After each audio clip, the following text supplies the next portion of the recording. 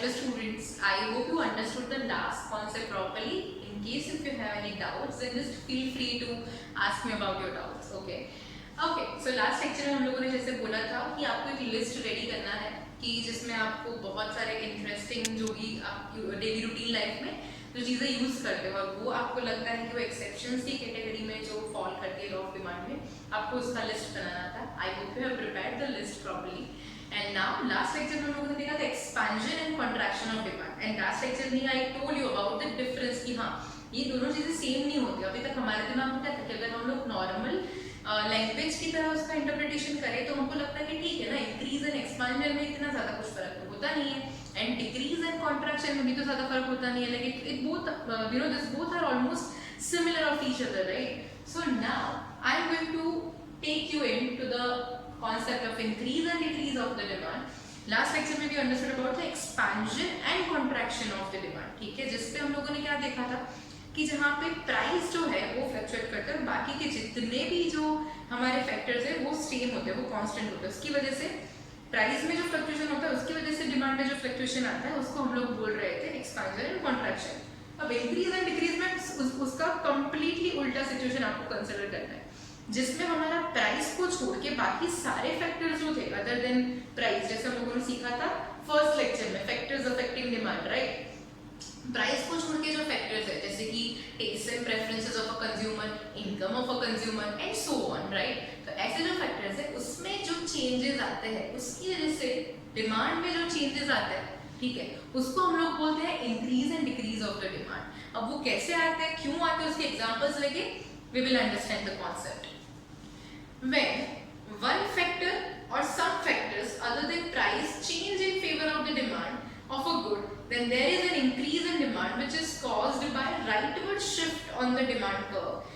If these factors change against the demand, then at the same price demand decreases as the entire demand curve shifts to the left side, and hence increase and decrease in demand is caused by determinants other than price. Okay. Now हम लोगों ने जैसे कल देखा था वैसे ही हम लोग आज देखेंगे. फर्स्टली हम लोग लेंगे प्राइस का फैक्टर, फिर कॉलम लेते हैं हम लोग अदर देन प्राइस के factors, other than price, then हम लोग लेंगे डिमांड का फैक्टर, डिमांड का जो कॉलम है वो बनाएंगे. प्राइस जो है हमारा यहाँ पे क्या होगा, price will remain constant. Other than price जो है वो अगर फेवरेबल है, favourable to whom, favourable to demand, तो क्या होगा, डिमांड इंक्रीज होगी. अगर वो लोग यहाँ पे दूसरा जो सिचुएशन है, यहाँ पे भी प्राइस तो कांस्टेंट ही रह रहा है, प्राइस में कोई चेंजेस नहीं आ रहे, और यहाँ पे जो है वो फेवरेबल नहीं है, in fact those factors are against demand, तो हम लोगों का डिमांड क्या हो जाएगा, कम हो जाएगा. अब आपको इसका थोड़ा इजी अंडरस्टैंडिंग हो इसलिए हम लोग यहाँ पे एक और एग्जांपल को अटैच करते हैं to understand this particular concept. यहाँ पे हम लोग देखते हैं, हम लोग लेते हैं प्रोडक्ट. हमारा जो प्रोडक्ट है वो है व्हीकल, एक्टिवा ले लो. अब ड्यूरिंग कोविड-19 एक्टिवा का जो प्राइस था ना, तो उसका प्राइस पहले क्या था, प्राइस उसका आइडियल है दैट इज 55,000. वो प्राइस में कोई चेंजेस नहीं आए, ठीक है, पर कोविड-19 की वजह से क्या हुआ कि लोगों को उसकी जरूरत कम हो गई, लोगों की इनकम जो है ना वो इनकम कम हो गई, लोगों ने जॉब वगैरह अपना गवा दिया. एंड लोगों को उसकी जरूरत क्यों नहीं, बिकॉज लोगों को घर से बाहर ही नहीं जाना, राइट? तो ये जो अदर फैक्टर्स है कि taste and preferences of a consumer, income of a consumer, वो कैसे हो गए, डिमांड के अगेंस्ट में हो गए, अगेंस्ट में हुए ना, प्राइस में कोई चेंज नहीं हुआ. पर ये जो फैक्टर्स है टेस्ट एंड इनकम, वो क्या हो गए, अगेंस्ट में. अगेंस्ट में इसको हम डाउन एरो से कंसीडर करते हैं. तो डिमांड क्या हो गई उसकी, कोविड के दौरान उसकी डिमांड कम हो गई, राइट? अब दूसरा एग्जांपल लेते हैं हम लोग सैनिटाइजर का. सैनिटाइजर का प्राइस जो है वो मान लो उसका 100 रुपीज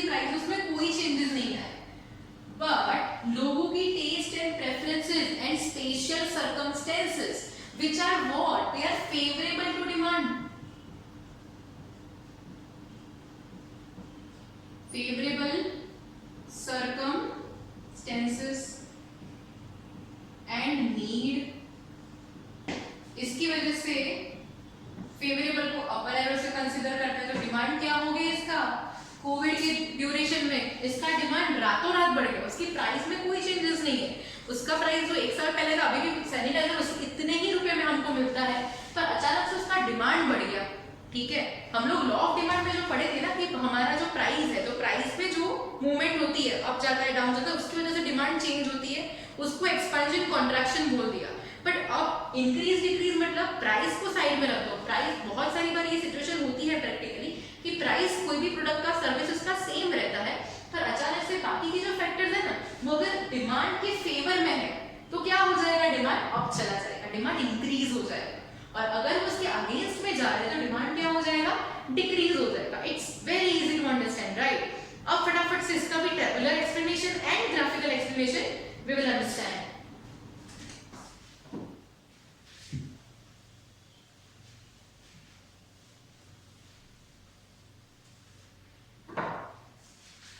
यहाँ पे आपको बोला गया है, एक टेबल दिया है जहां पे आपको फर्स्ट तो प्राइस ऑफ द कमोडिटी, आपको डिमांड इन यूनिट्स,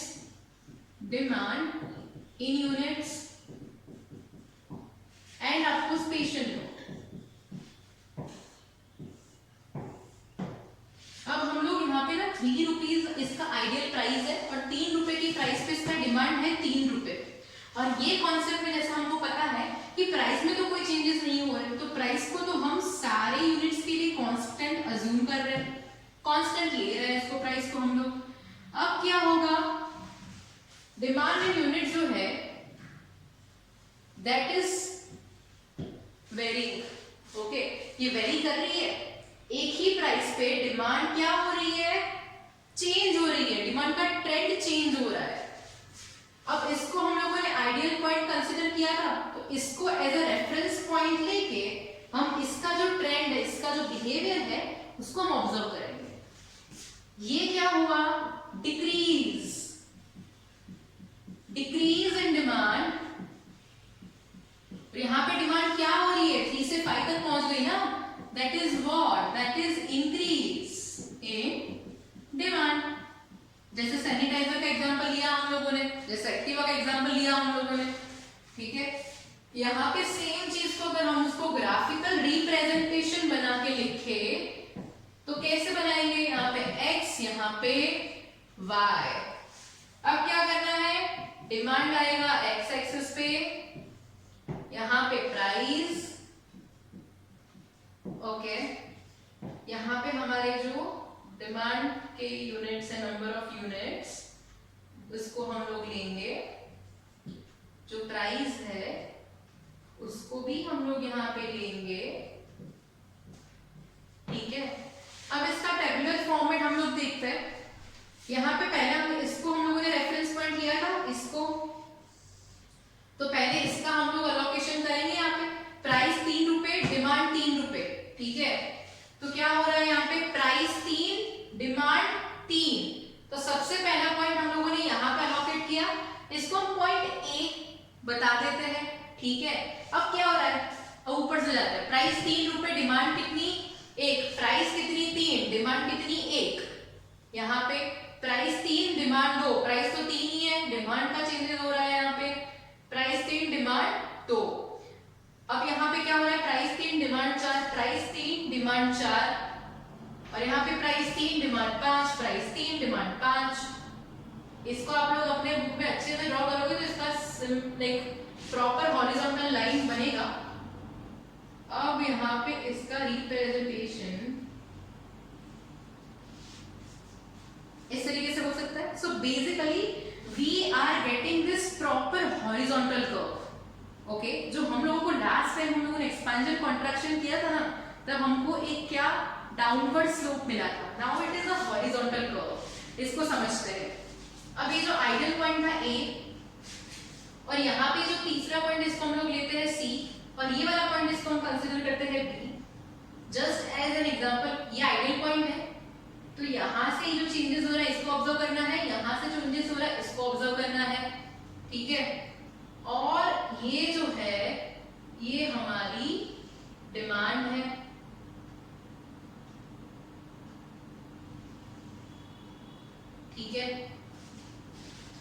ये हमारा DD1, ये DD और ये DD3, DD2 सॉरी। इसको आप जो आपका टेक्स्ट बुक में रिप्रेजेंटेशन दिया उसके तरीके से भी लिख सकते हो, जहां पे आपको इसको D1, D2, D2, D3 representation उसका नाम दिया है, सो दैट आप उसको अच्छे से आइडेंटिफाई कर पाओ। अब ये पहले ये पूरा जो ग्राफिकल एक्सप्लेनेशन है उसको समझने का ट्राई करते हैं। In the about schedule diagram initial demand curve is D1, initial demand curve मतलब ये D1 समझ आ रहा है? क्यों D1 बिकॉज वहां पे हम लोगों ने इसको इनिशियल पॉइंट कंसीडर किया ना, 3 को हम लोगों ने आइडल एक रेफरेंस पॉइंट के तरीके से कंसीडर किया, तो पहले हमने इसका अलोकेशन दिखा दिया, इसका D1 रिप्रेजेंटेशन आ रहा है। उसके बाद where at a price of 3 demand is 3 units and this is shown at point A D1 when price remains constant but one or some other factors change in favor of demand। बाकी के जो factors है price same है but बाकी के जो factors है वो डिमांड की फेवर में चेंज हो रहे हैं, then demand curve shift to the right D3। तो अब क्या होता है? राइट शिफ्ट होता है। ये राइट शिफ्ट का रिप्रेजेंटेशन हम लोगों ने कहां से लिया था? यहां से लिया था कि यहाँ पे प्राइस सेम है पर अदर फैक्टर्स जो है तो वो फेवरेबल कंडीशन में है, तो डिमांड कैसी हो गई? बढ़ गई तो राइट शिफ्ट है, पहले यहाँ पे था अब ये राइट शिफ्ट आ रहा है कर्व में। Now from the initial point A D1 initial point A, now if some or other factors change against the demand, जैसे हम लोगों ने कौन सा एग्जांपल एक्टिवा के एग्जांपल में देखा था कि प्राइस सेम रही है पर बाकी के फैक्टर्स अगर उसकी अगेंस्ट में जा रहे हैं, सिचुएशन उसकी अगेंस्ट में जा रही है तो डिमांड क्या हो गया? डिक्रीज हो गया। तो ये जो D2 कर्व है that is left side tilted, right? So now then the demand curve shifts to the left D2 and the demand decreases from 3 units to how many units? 1 unit. This is depicted at a point B on D2 individual demand and market demand, वो वाला concept next है। इसके बाद पहले यहाँ तक I hope you guys have understood the concept properly. इसमें कुछ नहीं है, हम लोगों ने एक्सपेंशन कॉन्ट्रैक्शन देखा था, उसमें क्या था कि जो कर्व है that is a downward slope, okay, और यहाँ पे कर्व जो है वो हॉरिजॉन्टल कर्व है, ठीक है। वहां पे उसका जो रिप्रेजेंटेशन था, जो उसको चेंजेस एक्सपेंशन कॉन्ट्रैक्शन कैसा था?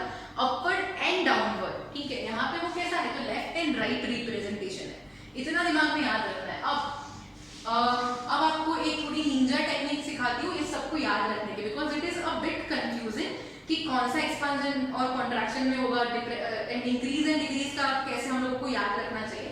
इसके लिए okay, so we were talking about the ninja technique of remembering this everything, okay। यहाँ पे आपको क्या याद रखना है? ECPC, कैसी PC? ECPC, कैसी PC? ECPC, okay। So now coming to the decoding this abbreviation ECPC, यहाँ पे E stands for expansion, C stands for contraction, P stands for price and C stands for changes। यहाँ पे expansion and contraction जो है वो price changes के ऊपर dependent है, तो इसको क्या बोलेंगे? ECPC। तो मतलब आपको याद रहेगा कि जब प्राइस के साथ जो चेंजेस होता है उसके साथ उसकी वजह से क्या होता है?